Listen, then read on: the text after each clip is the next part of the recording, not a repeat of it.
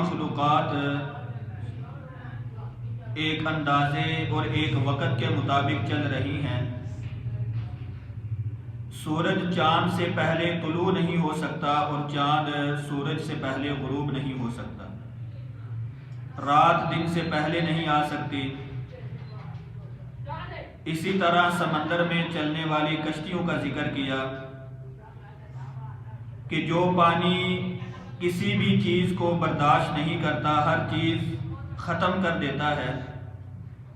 اس پانی کے اوپر لکڑی اور لوہے کو ملا کر کشتی بنا کر چلانا، یہ بھی اللہ کا فضل اور اس کی قدرت کی ایک نشانی ہے۔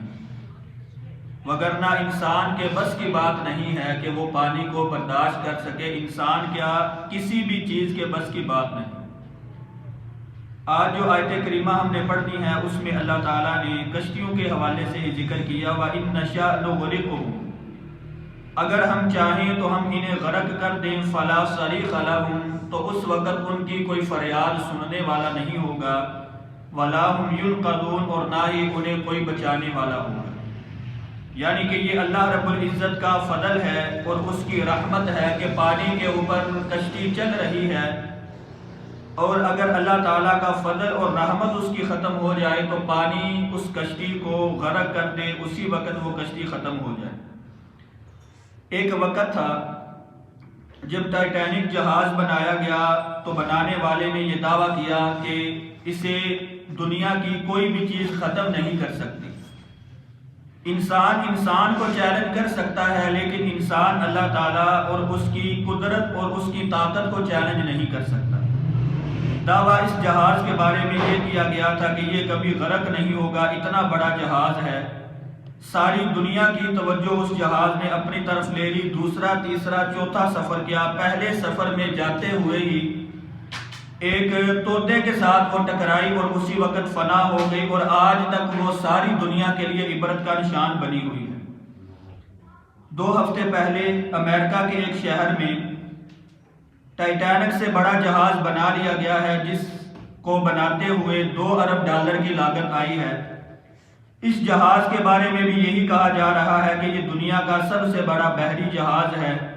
لیکن جب وہ پانی پر اترے گا، جب اللہ تعالیٰ کا حکم ہوگا وہ بھی غرق ہو جائے گا۔ انسان اللہ تعالیٰ کی قدرت اور اس کی طاقت کو چیلنج نہیں کر سکتا۔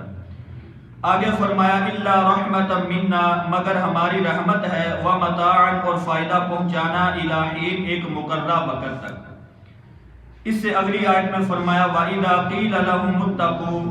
اور جب ان سے یہ بات کہی جاتی ہے کہ ڈر جاؤ، مَا بَيْنَ أَيْدِيكُمْ، جو تمہارے آگے ہے، وَمَا خَلْفَكُمْ، اور جو تمہارے پیچھے ہے، لَعَلَّكُمْ تُرْحَمُونَ، تاکہ تمہارے اوپر رحم کیا جائے۔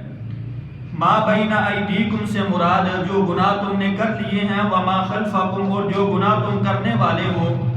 آنے والے گناہوں سے بھی اللہ تعالیٰ سے ڈر جاؤ، لَعَلَّكُمْ تُرْحَمُونَ، تاکہ تمہارے اوپر رحم کیا جائے۔ مَا بَيْنَ أَيْدِيكُمْ سے ایک معنی بعد مفسرین نے یہ بھی مراد لیا ہے کہ اس سے دنیا کا عذاب ہے، جب انسان کے دل میں اللہ کا خوف اور ڈر نہیں ہوتا، انسان کا دل تقوی سے خالی ہوتا ہے، پھر انسان دنیا میں بھی مختلف سزاؤں کا اس کو سامنا کرنا پڑتا ہے۔ اور اسی طرح وَمَا خَلْفَكُمْ سے مراد آخرت کا عذاب ہے، جب دل ہی تقوی اور خشیت سے خالی ہے تو دنیا میں بھی انسان کو عذاب اور آخرت میں بھی عذاب کا مزہ چکھنا پڑے گا۔ اس سے اگلی آیت میں فرمایا وَمَا تَأْتِيهِم مِّنْ آیَةٍ مِّنْ آیَاتِ رَبِّهِمْ، جب بھی ان کے پاس اللہ رب العزت کی آیات میں سے کوئی آیت آتی ہے، إِلَّا كَانُوا عَنْهَا مُعْرِضِينَ، مگر وہ اس سے منہ پھیرنے والے ہوتے ہیں۔ یہ آیات اللہ تعالیٰ نے کافروں اور مشرکین کے بارے میں اتاری، لیکن ان آیات کا مفہوم مطلق ہے، ہر زمانے میں اس آیت کے مفہوم کا انطباق ہو سکتا ہے۔ ہم اپنے اوپر بھی کر سکتے ہیں کہ اللہ رب العزت کے کتنے احکام، کتنی ایسی باتیں ہیں جو ہمارے سامنے موجود ہیں لیکن ہم کرنے کے لیے تیار نہیں ہیں۔ بعض لوگوں نے جو ہے وہ گھر والوں کا بہانہ بنایا ہوا، بعض نے معاشرے کا بہانہ بنایا ہوا، ہر بندے کے پاس کوئی نہ کوئی بہانہ موجود ہے۔ جب انسان کا دل ہی نہیں کر رہا دین کے اوپر عمل کرنے کو، تو ظاہر سی بات ہے کوئی نہ کوئی بہانہ بنا کر انسان واضح طور پر شرعی احکام کو جو ہے وہ مسترد کرتا ہے۔ تو اللہ تعالیٰ نے فرمایا جب ان کے پاس اللہ کی آیات میں سے کوئی آیت آتی ہے، عمل کرنے کی بجائے وہ اس آیت سے منہ موڑ لیتے ہیں۔ اگلی آیت میں فرمایا وَإِذَا قِيلَ لَهُمْ أَنفِقُوا، جب ان سے کہا جاتا ہے کہ خرچ کرو مما رزقکم اللہ، جو اللہ تعالیٰ نے تمہیں رزق دیا، قال الذین کفروا، تو کافر لوگ کہتے ہیں للذین آمنوا، ان لوگوں کو جو ایمان لے کر آئے، انطعم من لو یشاء اللہ اطعما، کیا ہم ایسے افراد کو کھلائیں جن کے بارے میں اللہ تعالیٰ نے ارادہ نہیں کیا کہ وہ ان کو کھلائے، ان انتم الا فی ضلال مبین، تم تو وعدے گمراہی میں ہو۔ جب کفار کو یہ کہا جاتا کہ تم اللہ رب العزت کے راستے میں مال خرچ کرو، غرباء اور مساکین کی مدد کرو، تو کافر آگے سے بہانہ یہ بناتے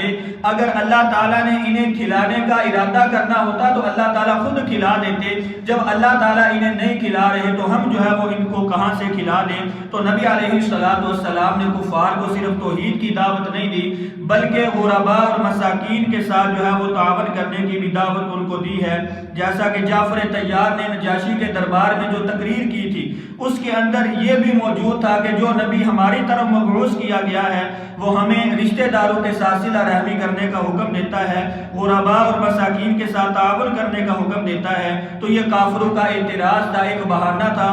غرباء اور مساکین پر خرچ نہ کرنے کا۔ اگلی آیت میں فرمایا وَيَقُولُونَ مَتَى هَذَا الْوَعْدُ، اور وہ کہتے ہیں کب آئے گا یہ وعدہ، ان کنتم صادقین، اگر تم سچے ہو۔ جب نبی علیہ السلام نے انہیں اللہ تعالیٰ کی توحید کی دعوت دی اور بات نہ ماننے پر اللہ تعالیٰ کے عذاب سے ڈرایا، تو وہ اس